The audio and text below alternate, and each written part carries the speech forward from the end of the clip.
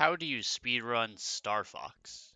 This is a question that I and many other Star Fox speedrunners have been asked many times over the years. There are speedruns of just about anything you can think of, no matter what the genre is. But when it comes to Star Fox, people have this idea that it can't be run, and the first question they ask is, how do you even run the game? While Star Fox Adventures and Star Fox Assault have free movement sections where you're on foot and can go anywhere and do whatever you want, the original Star Fox and Star Fox 64 are what's called on rails. An on rails game can be defined as a game where your mobility is limited and you're on a predetermined path throughout an area. This means that no matter who's playing, the path is always the same, and the way you can beat a level is always the same, right? Well, not exactly. While Star Fox for the Super Nintendo and Star Fox 64 are on rails, you'd be surprised just how much of a difference there is when playing the game normally and speedrunning it. Despite the notion that you can't speedrun an on-rails game, Star Fox speedrunners have been around for quite some time, and they even have quite a wide range of times for being something that in theory should be pretty simple and easy to do. But if that's really the case, then how is there nearly a half-hour difference between first and last place in Star Fox 64? Today, I'll be talking about the process of speedrunning the on-rails Star Fox games, how they're done, and what makes speedrunning them not as simple and easy as people have come to believe. As mentioned before, not every Star Fox game is on rails. In fact, only the Super Nintendo and Star Fox 64 are completely on rails, and even Star Fox 64 features a few non-on rails sections, but not as many as other spots in other games. So for this video, I'll be talking about Star Fox for the Super Nintendo, which for this point on, for the sake of ease, I'm just going to be calling Star Fox, and Star Fox 64. First off, before we talk about how runners go about speedrunning the game, we need to talk about the categories. If you don't know too much about speedruns, games typically have a few categories that speedrunners will do. The most common ones for many games are called any% and 100%, with any% being the blanket category that most games use to describe their basic level speedrun. Not every game has a simple any% category, but those that do tend to use any% as a category that allows for everything excluding cheats or hacks from external devices like an action replay, Game Shark, whatever. Anyway, Star Fox has a few different categories as the game allows you to take your own path along the Lilat system. Depending on the path you take, the game can be easier or harder. Along with which path you can take, which are called levels, you can also take warps that exist in some of the planets or sectors you visit that skip certain parts of the path you're on. Star Fox lacks a typical any% category. Instead, its default category is called Level 1 with warps, which is just being Level 1 and allows for use of warps to skip planets or sectors. At its very core, speedrunning Star Fox is about choosing which level you go for and completing the parts of it with or without warps.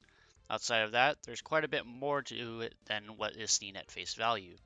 Star Fox's big selling point back in the day was its use of the Super FX chip to allow for pseudo 3D graphics, something that was pretty cool for the Super Nintendo at the time. One downside as a result of this is that it kind of pushes the hardware. Star Fox is pretty well known for its shaky frame rate. It's not very stable and often dips. An easy way to put it is the game lags quite a bit. Another factor to account for is that Star Fox actually has a few different revisions.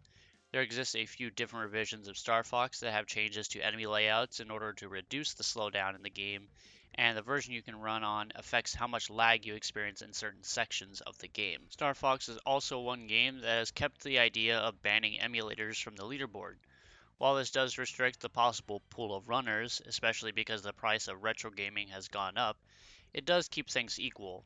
Super Nintendo emulators are pretty notorious for not doing a great job at emulating the Super FX chip, which can often result in either lag that is vastly inconsistent to the cartridge version, to actual absence of lag in some cases. While no lag sounds ideal, it is against how the game was made and meant to play, and so this can give emulator an edge, and so it's banned. You might also remember the Super Nintendo Classic that Nintendo released, that this was the first time an official re-release of Star Fox was ever made.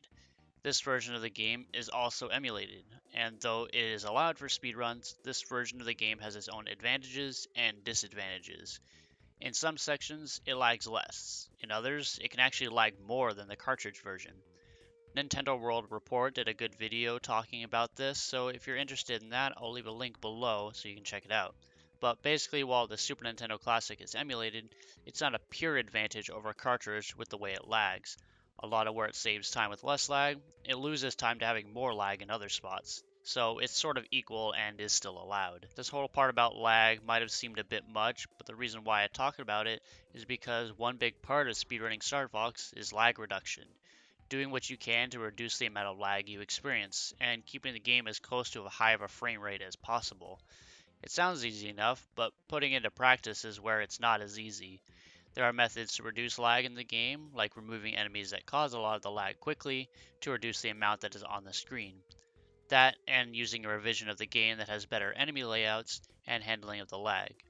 Outside of lag reduction, another thing that can be done to save times are boss quick kills, or just optimal ways to fight the bosses. The boss fights are some of the places where it's real easy to lose time, as they aren't on rails. There are optimal ways to beat all bosses that take the least amount of time, though these can still be subjected to some randomness. The last way you can save time is by boosting. Star Fox has a boost button that will speed up the R-Wing for a bit of time, and then you have to wait to be able to boost again. Well-timed boosts using lag reduction strats by nailing boss quick kills can all drastically affect the time it takes to beat Star Fox. And I bet you didn't expect that much goes into a simple on-rails game, now did ya? Much like the original Star Fox 64 has categories based on the paths you can take. However, Star Fox 64 does have a normal any percent category. This is because, unlike the original, Star Fox 64 allows you to go on any path you want and change the path you're on by going for different exits in the planets or sectors. The path you take is indicated by a color, and that color tells you on how difficult the upcoming area is going to be. Blue is easy, yellow is normal, and red is hard. The main categories in Star Fox 64 are any percent, blue line, and red line. So what's any percent then? Well, it's a mix of paths using the fastest planets/sectors. This category jumps around the lines where blue and red line must stick solely to the path they're on. So there are categories based on the paths you'll take, much like the original, but you're not limited to it unless you run a category that sticks to that line. So how do you go fast and speedrun Star Fox 64? Well, first off, Star Fox 64 also has some forms of lag reduction in the speedrun. While the game doesn't make use of any special chip in it, it sometimes does make good use of the N64's hardware and can often dip in frame rate at certain points, with some areas being really bad for it. Another factor of this is which version you play on. Where the original was only available on console and now an official emulated version, Star Fox 64 is available on the Nintendo 64, Virtual Console, and iQue, with each version handling lag differently. The difference in lag and speed is actually enough for the categories to be split from one another. While they are official releases, the lag can be quite different from other versions of the game, so to keep it simple while still allowing people to run on the version they have access to, it's just split slightly. Unlike the original, emulator is actually allowed for Star Fox 64, but use of a specific version of the emulator is required. Project 64 is the most common N64 emulator, and past version 1.7 of their emulator, they kind of shifted away from emulating the system to a T, and instead opted for performance, so versions past 1.7 are very often banned in speedruns. Star Fox 64 also has its fair share of boss quick kills, and little tricks you can perform in the run to help save some time. A lot of the bosses in the game have strategies for killing them in less cycles than normal ones. These often revolve around having the most upgraded laser for your R-Wing to be able to do the most damage. There are also a few little tricks that can be done on some bosses like the Star Wolf fights. On planets like Fortuna, it's possible to shoot down members of Star Wolf before they actually enter the map and are easily visible. By going over to where they spawn, aiming up at where they come from, and if you actually aim well enough, you can actually hit them before they're able to do spins and flips to avoid being shot at. This can save a ton of time as they fly around randomly, targeting your teammates, and can waste a whole lot of time by doing flips every time they get shot at. Another little boss trick is on Katina. The boss there is a big enemy mothership. Normally, you're supposed to destroy hatches that the ship uses to deploy more enemies, and then shoot down its core. It's actually possible to clip into the mothership and damage the hatches before they lower using bombs. If you're curious to learn a bit more about that, I'll link to a tutorial by 30 cents on how to do it. So there is a boost button in Star Fox 64 as well, but in this game, you shouldn't actually always use max boost. When you use boost or slow down, the longer you do it means there's going to be a longer cooldown before you can do it again. That and the longer the boost is going, the less speed you're actually going to gain from it. The most amount of the boost happens early into it, and so ideally you wouldn't boost all the way, but instead boost halfway if you're in an on-rails section of the game. This way you get the best of your boost, and you don't have a long cooldown for it either. If you're in all-range mode, meaning you have full 3D control of the R-Wing, using quarter boost is actually the ideal way to go. So, Star Fox 64, there are boss quick kills to utilize, a few little tricks for some areas, optimal ways to boost, and even some strats for optimizing bombs. There's actually quite a bit that goes into this, and if you're going to get a top time in the leaderboard, you're gonna have to actually utilize a fair amount of this stuff. Overall, Star Fox and Star Fox 64 have quite a bit going on in their runs. Things that go away from the idea of it being a simple on-rails game and a simple speedrun. Its nature of being on rails is actually good for new runners, as it's not too daunting to run, and those looking to really grind and improve, there's even stuff for you as well. And that's just talking about these two games. The other games of the series have their fair share of tricks, glitches, and so on, and I highly suggest you look into some of the other Star Fox speedruns. They're more entertaining to watch than people make them out to be, and even more than you may think.